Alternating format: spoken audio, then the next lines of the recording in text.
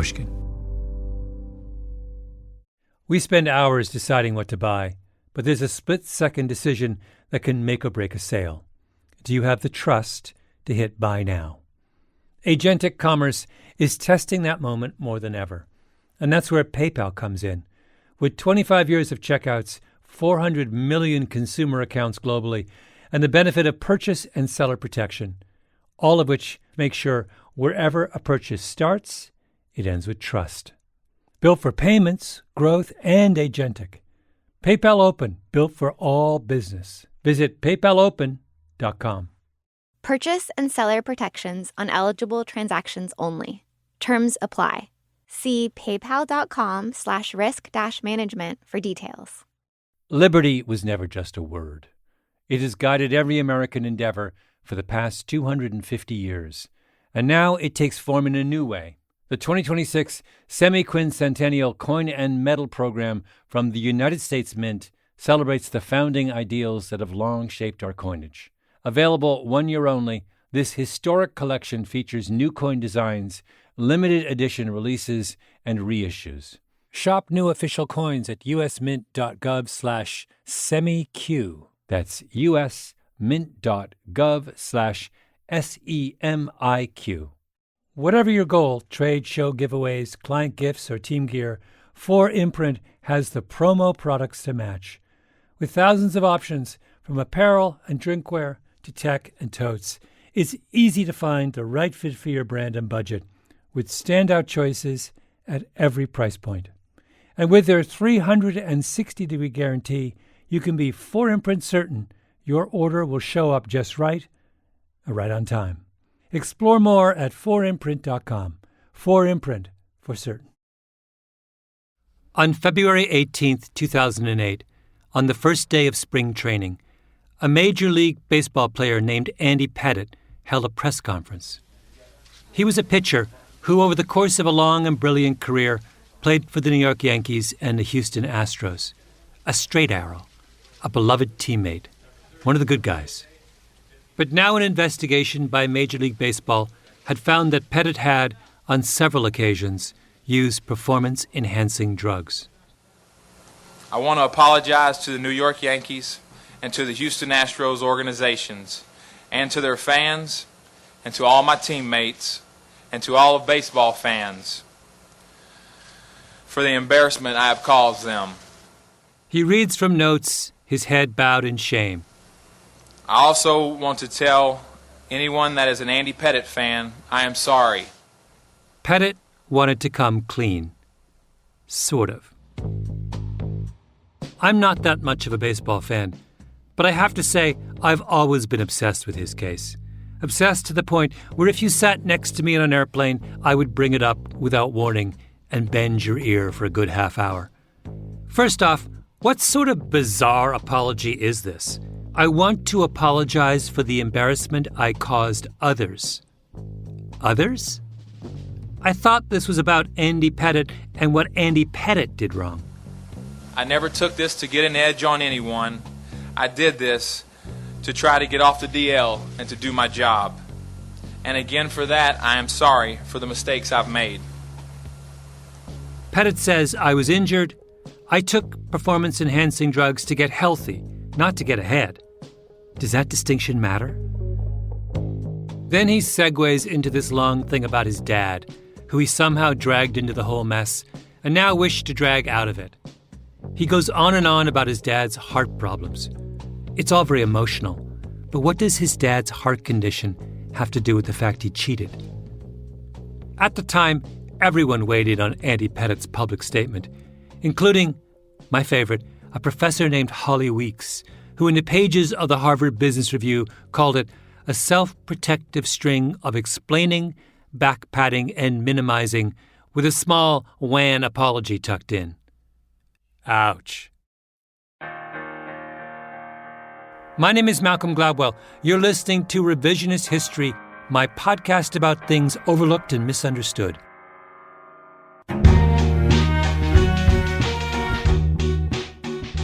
This episode is the first of a 3-part series about how to make sense of novel problems. Because what happened to Andy Pettitte was a novel problem. And if a problem is novel, if we've never seen that kind of problem before, how do we know how to think about it? I think we're really bad at figuring out novel problems. I think we need some help. I have a suggestion. Il sostegno nel tempo della prova e la forza per You go to Rome, to the Church of the Jesuit. sperare. In pace preghiamo il Signore.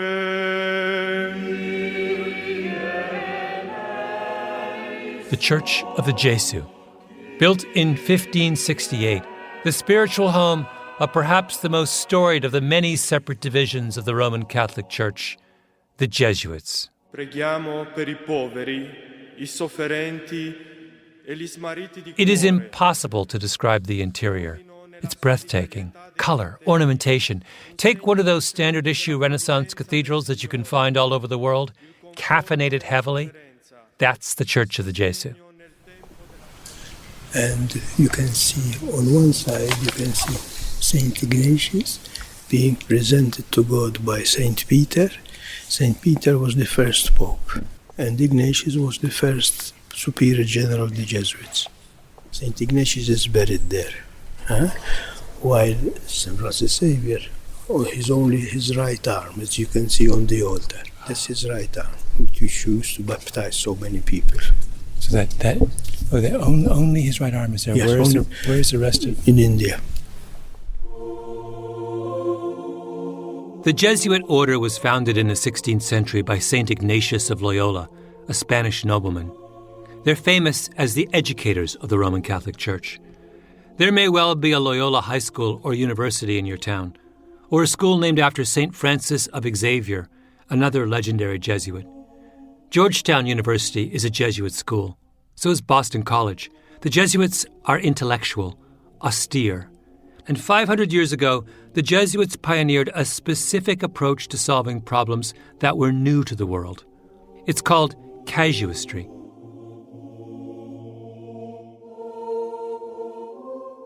I have to admit that I've fallen in love with casuistry.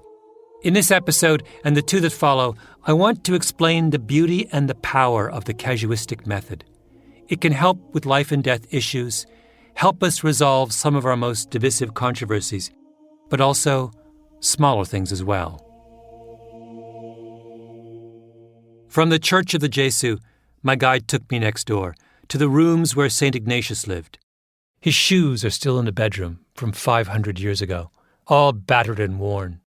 And then I walked a few minutes north to Via del Seminario, to the graduate school of the Jesuit order.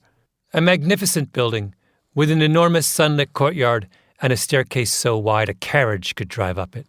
But not ornate, spare, simple. I sat in a small room off the main entrance, where I imagine Jesuit theologians had been receiving visiting journalists since the late 16th century. I would like my listeners to learn how to think like a Jesuit. So here I am.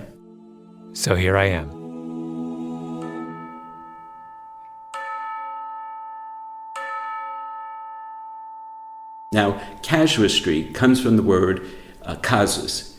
In Latin, something happened. So you give a case, which is a narrative. You say, something happened. That's the theologian I went to see in Rome, James Keenan. Father Keenan is in his 60s, short reddish hair, a gracious manner. He was wearing a pair of old sneakers, which for some reason struck me as odd, but then I remembered St. Ignatius's battered shoes, and I thought, that's very Jesuit. Keenan says the Jesuit way of approaching problems is a function of what they were asked to do for the Church. The 16th century, when the Jesuits get their start, is the age of colonial expansion. The West is being explored. The East is opening up. Columbus, Magellan, Cortez. And it's the Jesuits who go out with these expeditions. The Pope asked them to be his emissaries to the world, diplomats, businessmen. And if you're out on the road, thousands of miles from Rome, encountering new people and new things, you start to think differently. How could you not? You're not sitting behind the walls of a monastery in splendid isolation. You have to be practical, pragmatic. St. Augustine, one of the greatest of early Christian thinkers, thought that the biblical commandment, thou shalt not lie, was absolute. You should never lie, ever. But that's not very helpful to a Jesuit in the 16th century in a place like, say, England.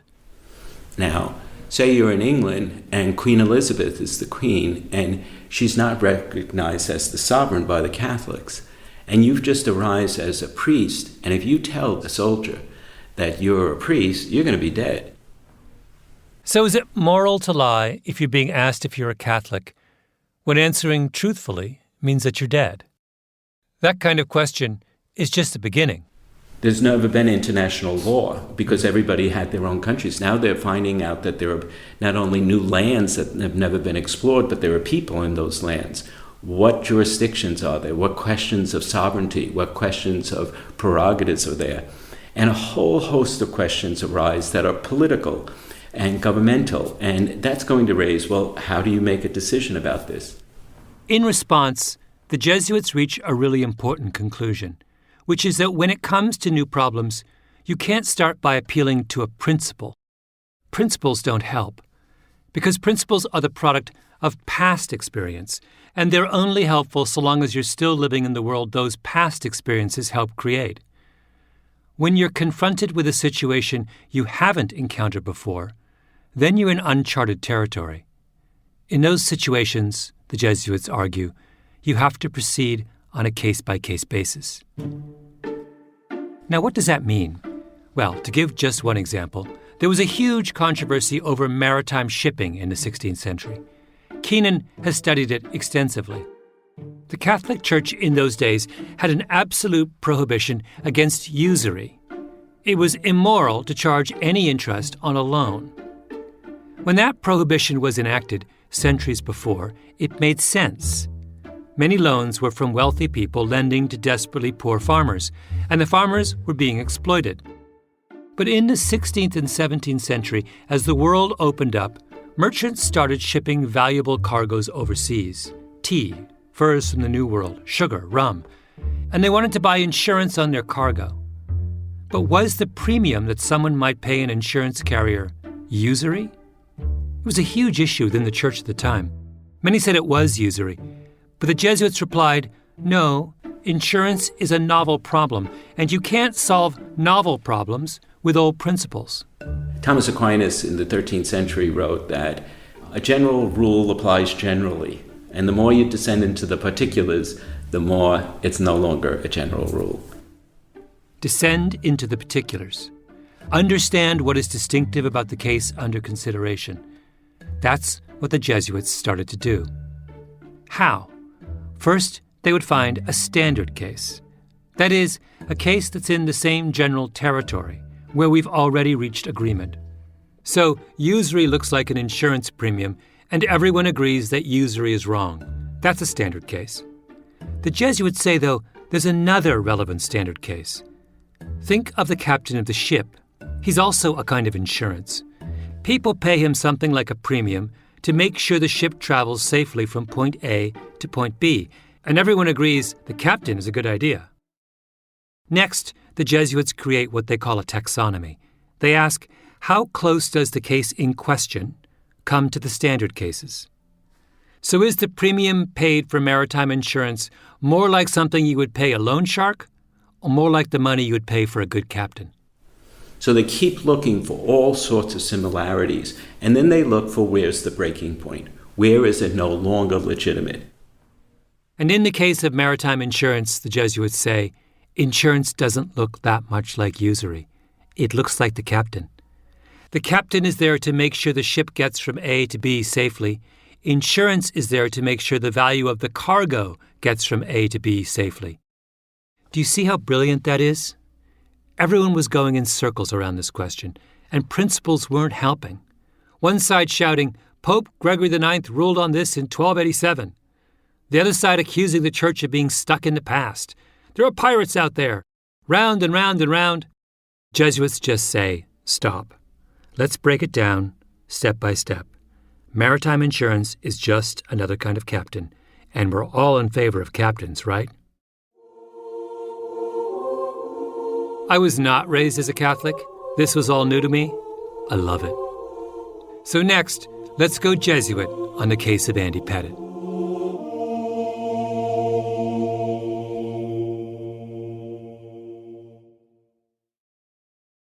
Liberty was never just a word. It has guided every American endeavor for the past 250 years. And now it takes form in a new way. The 2026 Semi-Quincentennial Coin and Medal Program from the United States Mint celebrates the founding ideals that have long shaped our coinage. Available 1 year only, this historic collection features new coin designs, limited edition releases, and reissues. Shop new official coins at usmint.gov/semiq. That's usmint.gov/SEMIQ.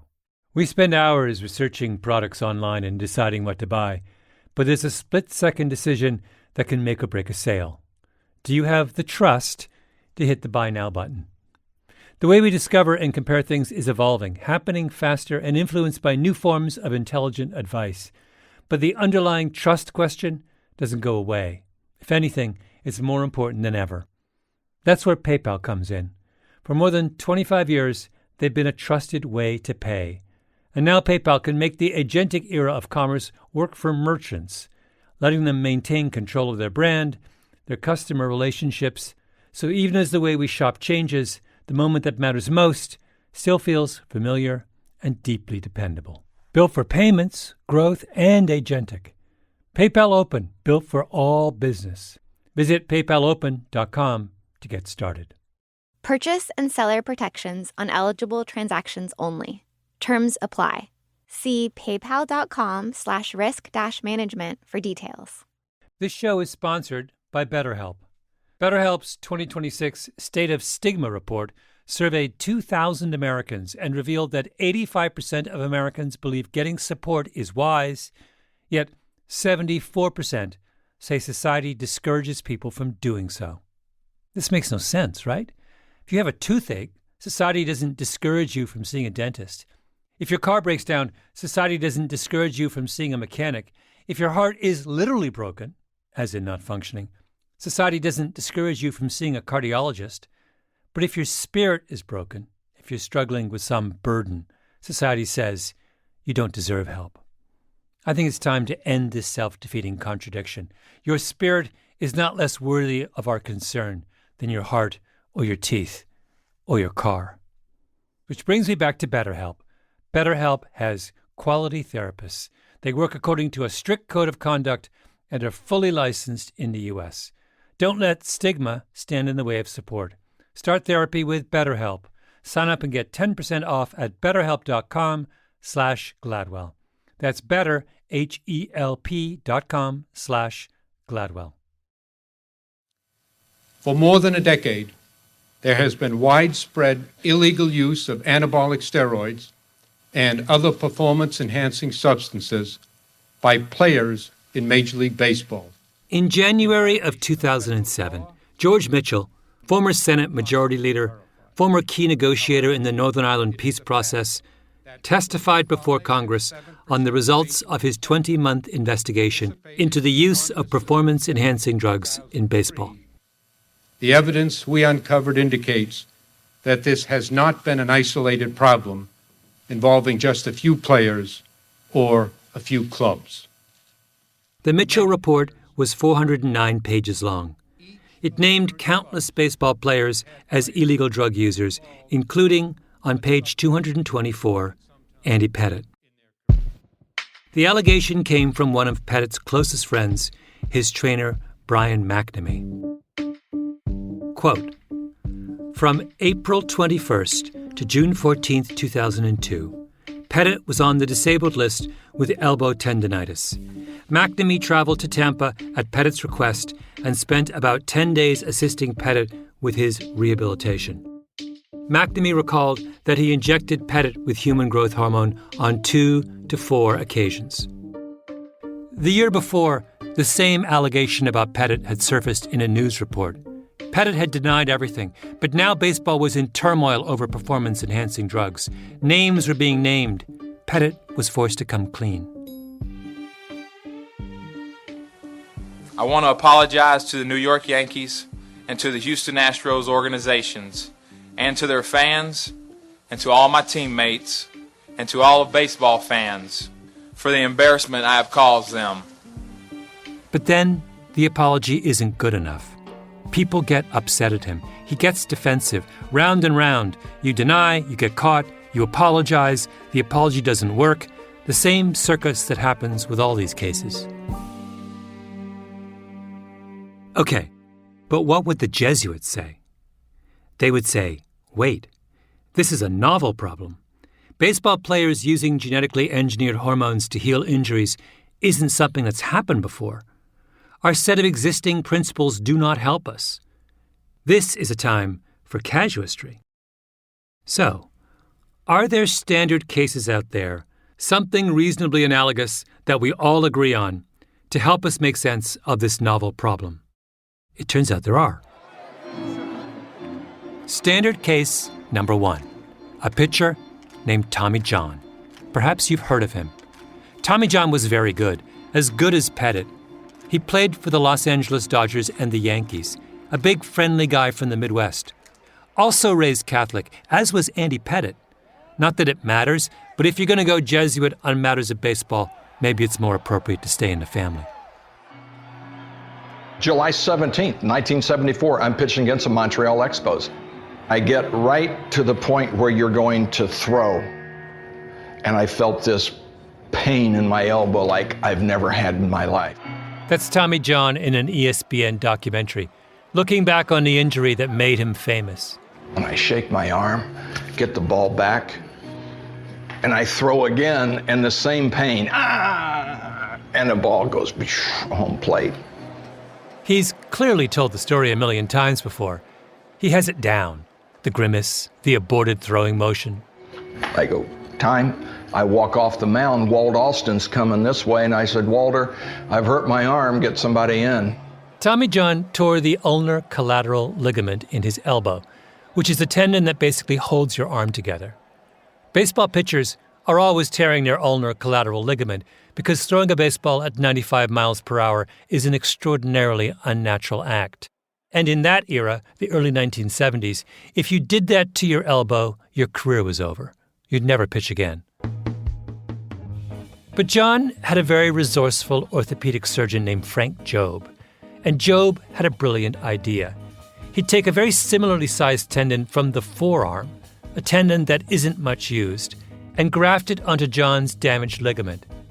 John got his brand new elbow at the age of 31, and he ended up pitching in the major leagues until he was 46 years old, which is bananas. Other players look at how John saved his career, and they start asking for the same surgery. It becomes epidemic. Close to 500 major league pitchers have thus far had what's now called Tommy John surgery, not to mention thousands of teenagers and minor league pitchers. Baseball players get Tommy John surgery the way the rest of us floss our teeth. Okay, let's look at another standard case. The pitch, there's a long one to right field. Forget about it. This one is headed for New Jersey. High into the upper deck. How about the baseball player Barry Bonds, who's widely believed to have used performance-enhancing drugs at the end of his career? Barry Bonds with a spectacular 3-run homer. Bonds used to be slender and fast. He became huge. When Bonds was 37, at an age when most baseball players are retired to Arizona, he had one of the greatest seasons for a baseball player ever. Largely because of Bonds and a dozen or so other stars from baseball's so-called steroid era, the league banned all use of PEDs. Barry Bonds is the case that most of us agree is unethical. So in one corner, we have Tommy John, and in the other corner, we have Barry Bonds. In our taxonomy, who is Andy Pettit closest to? Tommy John or Barry Bonds? To help me figure things out, I called up two of the most learned baseball experts I could think of. Hi, my name is Jonah Carey. I am a writer for The Athletic and for Sportsnet.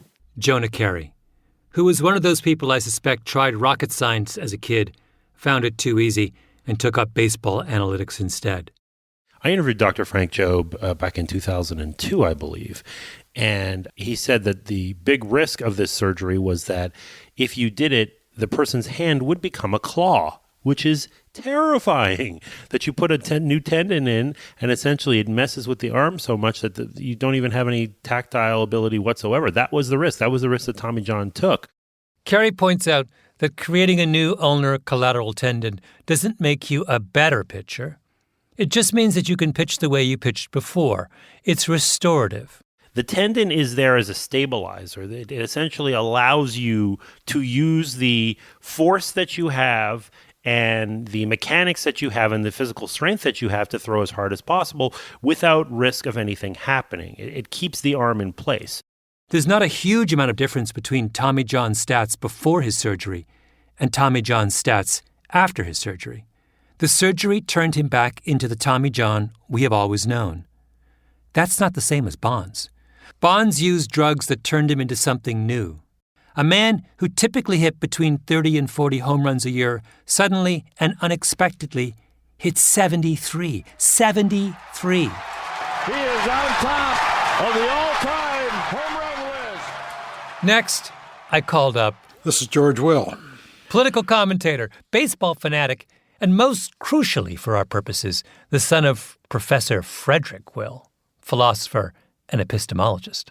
Are we now recording? Should I proceed? Yes, we're recording. Thank you so much, sir. I really appreciate you taking the time. Okay. Well, it's good fun. I'll always take time to talk baseball. Okay. If you think it sounds like I was calling George Will from my car, you are entirely correct. He's a busy man. I had to take whatever time with him I could get. Let's look at the universe of cases that we've had over the last 30 years or so, and sort of, can we draw a line between the ones, can we sort of put them on a continuum from I have a real problem to I have less of a problem? So is Bonds at the far end? Sure. When Barry Bonds goes to spring training one year, and he used to wear a size 42 jersey, and now he wears a size 52 jersey, and his hat size has gone from 7 1/8 to 7 1/4. That is, fundamental structure of his body has changed. Then you have to say, to compete with Barry Bonds, other people have to be willing to put their bodies through this strange transformation. And that's not fair somehow. So our casuistry tells us that we're fine with restorative interventions, but we're dubious of transformative interventions. So who is Andy Pettitte closest to? Barry Bonds or Tommy John? So Pettitte, we understand, you know the story far better than me, we understand that Andy Pettitte, who is a superb pitcher, right? Yes. At one point, he admits that he took human growth hormone in order to help recovery from an injury so that he could pitch longer. Mm-hmm. Is that in any way different from what Tommy John did? Carey said he couldn't see a difference between the two. Pettitte had an elbow injury, just like Tommy John. Pettitte used cutting-edge medical science to recover from an elbow injury, just like Tommy John. Tommy John didn't have multiple surgeries to replace each of his body parts with a bionic upgrade. He did it once, to recover from injury. Pettitte didn't use human growth hormone on multiple occasions. He used it to treat a specific elbow injury. 2 to 4 shots over a single 7-week period when he was on the disabled list. And if you look at Andy Pettitte's performance after he got himself injected with human growth hormone, it looks almost identical to his performance before he injected himself with human growth hormone. He briefly used performance-enhancing drugs to become himself again. Andy Pettitte is Tommy John. Same case. Did you have an opinion on Andy Pettitte? Only, again, as you say, taking him at his word, that A, it was only for recovery from exertion, and B, that if anyone else wanted to match them, they would not be putting their health in jeopardy. That seemed to me to be benign. So why are we so mad at Andy Pettitte for doing the same thing as Tommy John? Why are we scrutinizing his apology for being insincere? His apology was insincere because he had nothing to apologize for. And that little bit of hair splitting that got him in so much trouble? I never took this to get an edge on anyone. I did this to try to get off the DL and to do my job. That's not hair splitting. That's exactly the point. He didn't do it to get an edge, and that's why it's okay. Why is it okay if someone operates on my elbow, but not okay if someone injects my elbow with a syringe. Is there a philosophical distinction between a scalpel and a syringe that I somehow missed? We're going to turn now to that Barry Bonds verdict. The baseball star's trial over steroid use ended yesterday, and he's been found guilty of at least one. And what about Barry Bonds? This little bit of casuistry tells us that our problem with Bonds isn't one of principle. Bonds isn't wrong because he used performance-enhancing drugs, and using performance-enhancing drugs is always wrong. No, the issue is how he used drugs. Barry Bonds would have been okay if he had just dialed it back, done what Tommy John and Andy Pettit did, which is to use medical science to smooth out the bumps at the end of their careers. Barry, next time, don't hit 73 homers. If there were a way to ramp this up gradually where, okay, hit 27 home runs and then 30, 35, whatever, if there was some general progression going on, I could kind of see it. Jonah Carey was clear on this.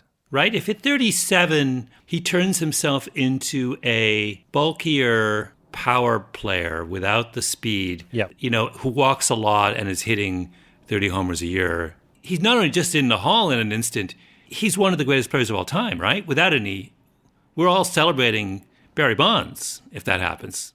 Before my conversation with Jonah Carey, I'd never thought about Bonds that way. That's what casuistry does. It reframes the problem. And it says that there is a way to make sense of difficult problems without retreating into the trenches of principle. Will and Carey reminded me of a story the philosopher Stephen Toulmin once told. Toulmin was a casuist. He was once on a National Ethics Commission, one of those blue-ribbon all-star groups that consider weighty topics like euthanasia. The group was drawn from every walk of life, but he convinced them to work case by case, the Jesuit way, and lo and behold, they all agreed. It was only at the end of their deliberations, when everyone was asked to explain the principles that underlay their decisions, when they all disagreed. Suddenly, they were all shouting at each other, which made Toulmin wonder, if all principles do is divide us, why do we bother talking about them at all? Oh, and while we're on the subject of Stephen Toulmin, let me share with you this little bit from an interview he did years ago that I stumbled across on YouTube. I mean, quite often when I'm teaching, I take my dogs into class and they sit quietly while I lecture. But I don't like to take them in when I'm lecturing on Descartes, because I'm compelled to say that Descartes thought that dogs were merely machines. And this is an insult I'm not prepared to expose them to in my presence. I mean, I think it... And the one thing I'm quite sure is that Descartes never owned a dog. Descartes was a man of abstract principles. I think, therefore I am. Toulmin was a casuist who brought his dogs to his philosophy lectures and assumed they were following along. I mean, whose side are you on?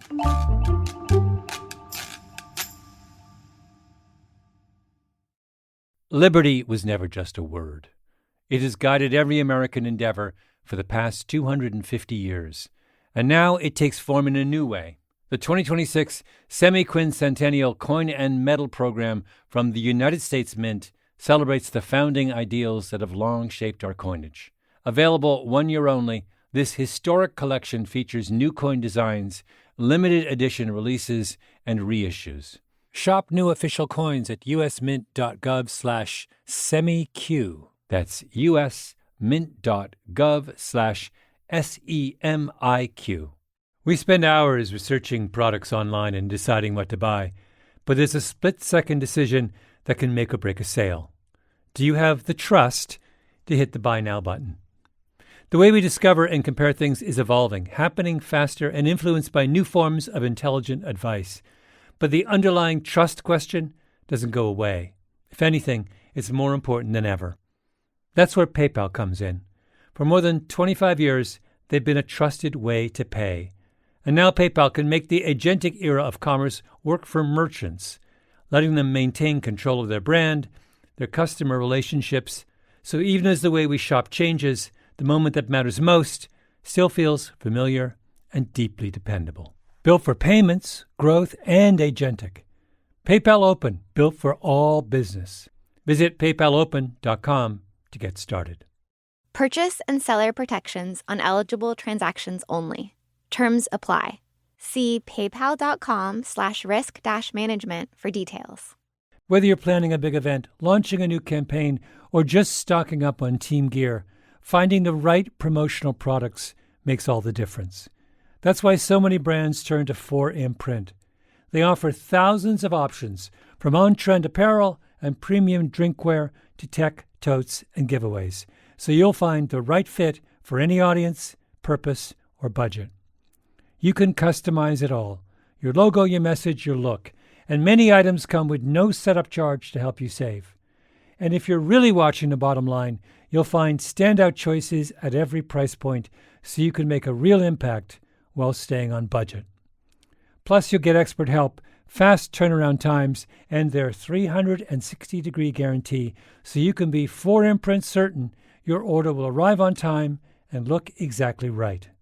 Whatever your goal, 4imprint makes it easy to find your perfect promo match. Explore the possibilities today at 4imprint.com. 4imprint, for certain. This is a SAT question. The Jesuits are to the Catholic Church as X is to Y. Is it like the Marine Corps is to the military? What? Yeah, they call us the Pope's Marines. James Martin, Jesuit priest, writer, editor-at-large of the Jesuit magazine, America. But the other line is, you probably heard this, if you've met one Jesuit, you've met one Jesuit. I have not heard that.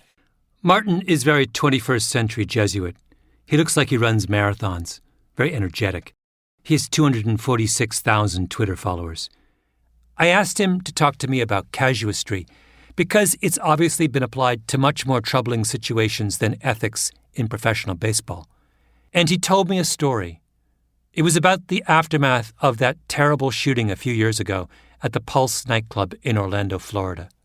Across America tonight, an emotional response, and here in Orlando, hundreds of people lining up all day long to donate their own blood after so much bloodshed. Martin heard about it, like all of us did, and was devastated. And I didn't quite get at the beginning that it was a gay nightclub. And, it was at the time the largest mass shooting in U.S. history, 49 people. And so I was, appalled, as everybody else was. Mm-hmm. And truly, I waited for responses from the USCCB, the U.S. Bishops' Conference, because I knew that in every other instance, before that and since that, the Bishops' Conference and the local bishops come out immediately with a statement. We stand with our brothers and sisters wherever, in Texas, in this Methodist church, in this shopping mall, wherever. We are with you. Nothing. Radio silence. I really couldn't believe it. And I thought, they can't even rouse themselves to say they're sorry.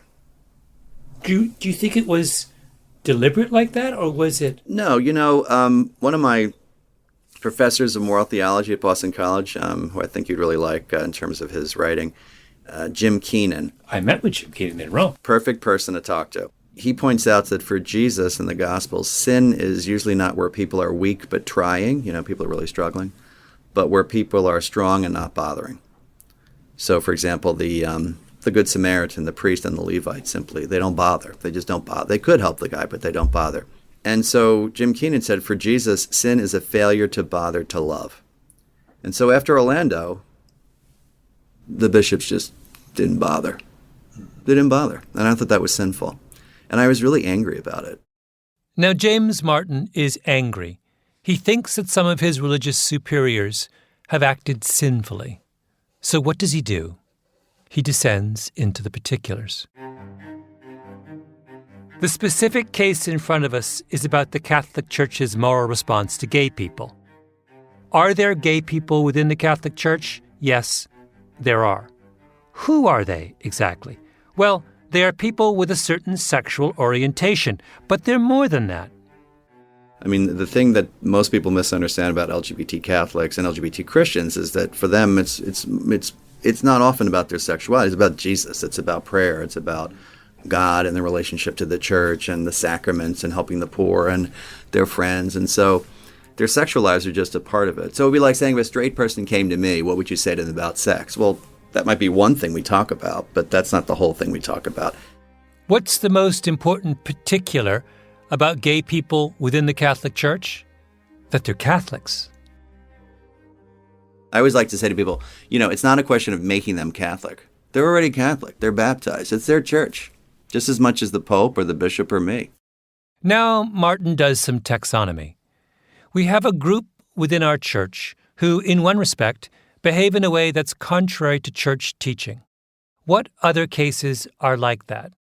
Well, he says, there are actually lots of people quite happily welcomed within the Catholic Church who in some part of their life also violate church teaching. You see with LGBT people being fired, even these days, you're not following this rule. What about the other rules? I always say to people, are you firing people who practice birth control or in vitro fertilization? No, we're not. Do you fire people who aren't generous to the poor? Oh, well, we would never do that. Well, why not? That's a pretty important rule from Jesus. Oh, well, that's different. The casuist asks, why is that different?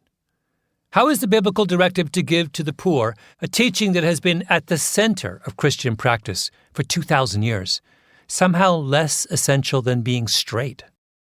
If you fire people for one sort of rule violation, why aren't you firing them for another? After his initial response to the Pulse shooting, Martin wrote an article on the church and the gay community, and then a book. And what's strange about reading both is you keep waiting for the other shoe to drop. So here's my question, though, from an outsider. So one response of an outsider might be, if you're that disappointed in your church, why don't you leave the church? Because this is first of all, it's only one part of what the church is doing. Yeah. Right. Second of all, you could just say that about your country, your family. I mean, you don't like the current presidential administration? Why aren't you leaving? People say, well, I'm an American. Well, I'm a Catholic, too. Mm-hmm. And truly, given that I'm not challenging any church teaching and really talking more about the Gospels, there's no reason to leave. I've also, to be clear, I've also made several promises. I took a vow as a Jesuit that I'd stay. I made a promise as a priest at my ordination that I'd stay, so I'm not going anywhere. That to me is not even a question. Now again, consider what he says here. I'm not challenging any church teaching. He's not tackling this issue at the level of theological doctrine. I have to admit that this puzzled me at first. Martin is an intellectual, a scholar, a serious person. Like most of us, I assume that to be an intellectual and a serious person is to engage first and foremost with principles. But Martin isn't interested in pronouncing on some point of church doctrine. He's a Jesuit, thousands of miles from the Vatican, trying to live his faith in the real world. St. Ignatius famously told his followers that their first obligation on their travels was to console those who were suffering or marginalized. That's why you descend into the particulars. Because if you do not immerse yourself in the specifics of someone's life and circumstance, then all you can offer is platitudes or outrage. You cannot truly offer consolation. That's why I'm trying to sort of encourage my brothers and sister Catholics to do with their LGBT brothers and sisters. You encounter the person as they are and you accompany them, which is what Jesus does. So, if that's Jesuitical, so be it. Yeah. So be it.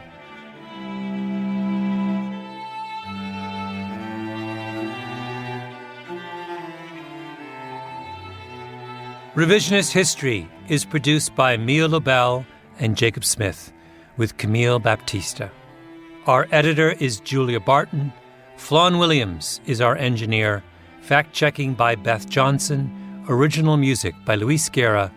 Special thanks to Carly Migliori, Heather Fain, Maggie Taylor, Maya Koenig, and Jacob Weisberg. Revisionist History is brought to you by Pushkin Industries. I'm Malcolm Gladwell.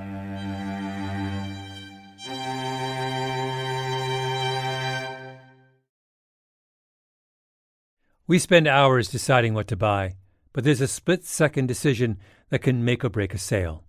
Do you have the trust to hit buy now? Agentic commerce is testing that moment more than ever, and that's where PayPal comes in. With 25 years of checkouts, 400 million consumer accounts globally, and the benefit of purchase and seller protection, all of which make sure wherever a purchase starts, it ends with trust. Built for payments, growth, and agentic.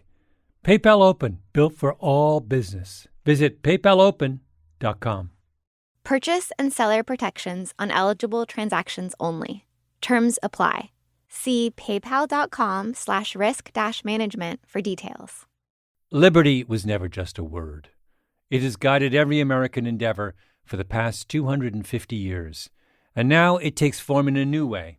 The 2026 Semi-Quincentennial Coin and Medal Program from the United States Mint celebrates the founding ideals that have long shaped our coinage.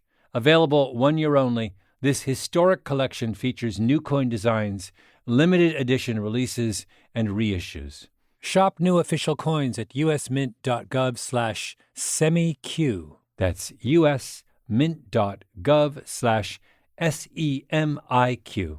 If your finance team spends more time finding data than using it, if there's one entity here and one there and one here and one there, if scaling your business feels like starting over, you need the Intuit ERP. Intuit Enterprise Suite is the AI-native ERP solution that's powerful, painless, and proven. Learn more at intuit.com/ERP.